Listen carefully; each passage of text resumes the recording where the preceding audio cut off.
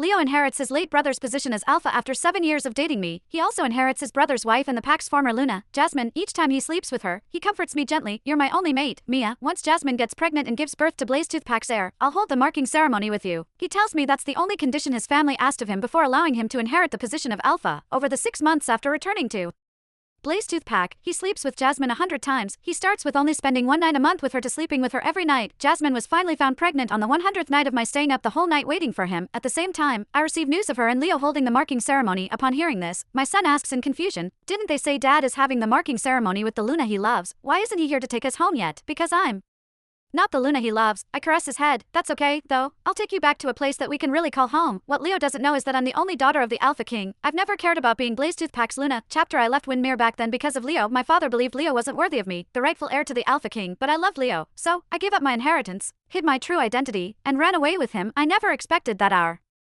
relationship wouldn't even last 7 years, and now, I was about to leave him, and yet, returning to Windmere wouldn't be easy. I recalled my father's concerned look when he opposed our relationship 7 years ago. The memory left me unsettled as I closed my eyes, trying to summon the wolf within me and reconnect with my family. Just as I did, an overwhelming scent of roses filled the air, making me choke. Leo wrapped his arms around me from behind as he asked in a soft voice, "Did I wake you?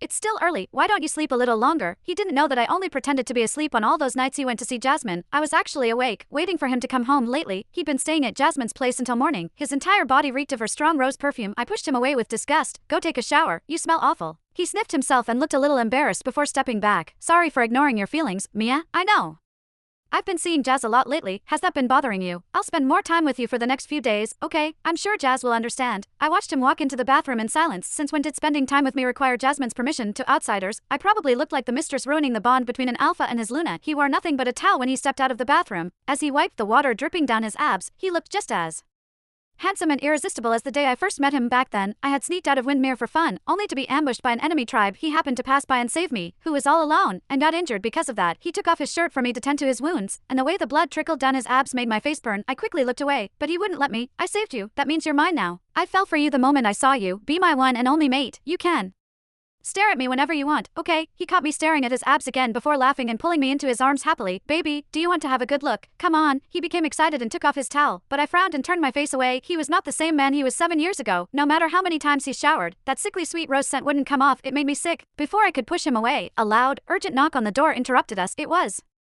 Jasmine's maid. "Did you call a doctor? What do you mean she's suddenly not feeling well?" The moment Leo heard that Jasmine wasn't feeling well, he didn't even hesitate to shove me aside as he rushed to get dressed. "She was fine when we were in bed just now." Then, as if realizing what he just said, he paused and looked at me with guilt. "I'll be back soon. Owen is dead. I'm all she has now. Just wait for me, okay?" He never needed my